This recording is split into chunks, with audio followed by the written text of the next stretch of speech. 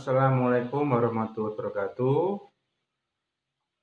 Selamat pagi dengan penuh semangat pagi siswa-siswaku kelas 8. Di sini Pak Tan ya, akan memberikan materi terbaru PKN kelas 8 bab 3 episode 1. Jadi ini tatap muka pertama pada bab 3. Apa namanya babnya? Yaitu tata urutan peraturan perundang-undangan dalam sistem hukum nasional di Indonesia. Sebelumnya kita berdoa terlebih dahulu. Berdoa sesuai agama keyakinan masing-masing mulai. Berdoa selesai. Tata urutan peraturan perundang-undangan dalam sistem hukum nasional di Indonesia. Lanjut. Tujuan pembelajaran. Setelah mempelajari materi ini, siswa diharapkan mampu menata tata urutan perundang-undangan dalam sistem hukum nasional di Indonesia secara adil. Kedua, memperjelas konsepsi tata urutan perundang-undangan sesuai dengan Undang-Undang Dasar Negara Republik Indonesia tahun 1945. Ketiga, memahami tata urutan perundang-undangan dalam sistem hukum nasional di Indonesia. Keempat, mendemonstrasikan peran sebagai penyusun tata urutan perundang-undangan. Lanjut. Tata urutan peraturan.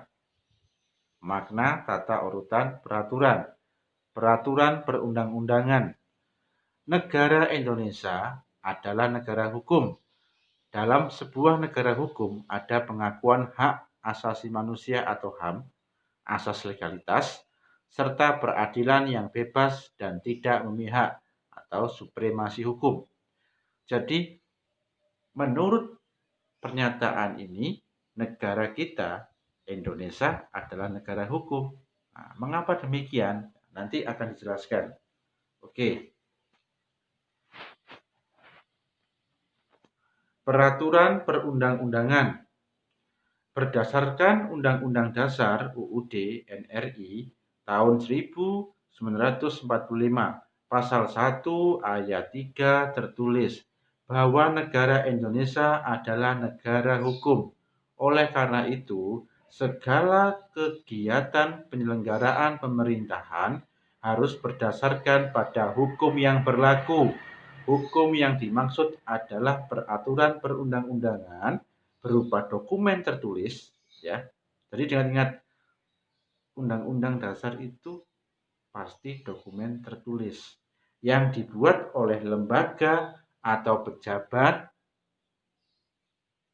berwenang seperti DPR, DPRD, Presiden, dan Gubernur.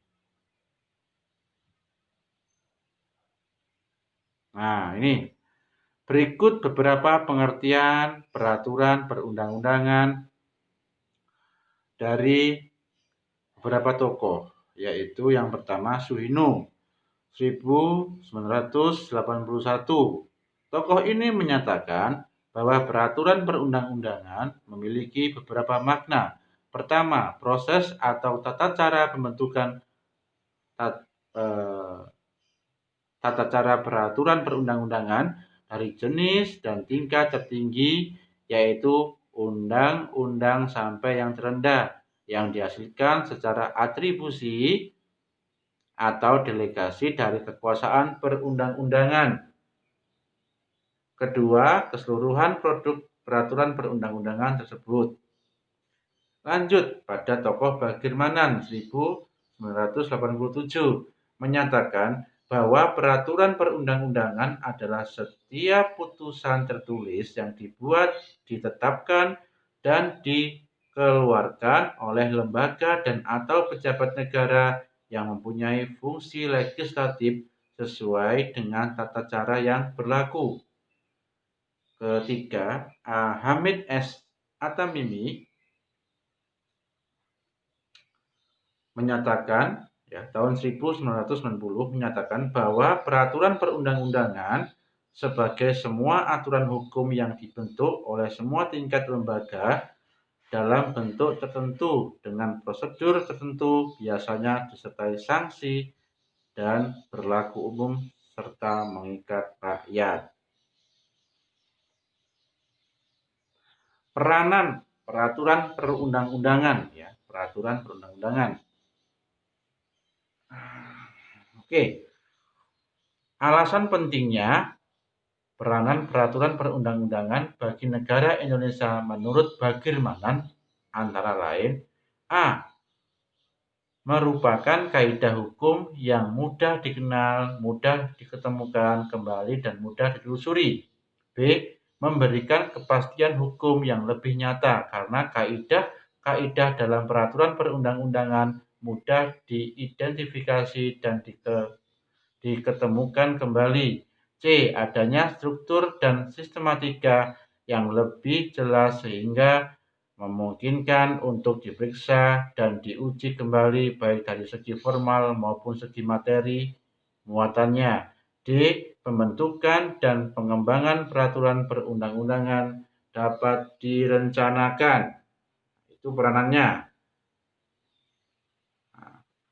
Peranan peraturan perundang-undangan, ini lanjutannya. Pada dasarnya peraturan perundang-undangan dipandang sebagai pedoman arahan bagi negara untuk melaksanakan suatu rencana yang telah dibuat. Ya, dari sini saya jelaskan, nanti saya lanjutkan. Kalau ada komentar, pertanyaan, silakan ditulis di komentar YouTube-nya Pak Tan. Jangan lupa subscribe dan like, dan disebarkan ke teman lainnya supaya lebih bermanfaat. Ini soal-soalnya, ada 4 soal. Silakan dikerjakan, dikirim di Google Classroom atau WA. Oke, mohon maaf jika terlalu cepat menjelaskan dan kalimatnya.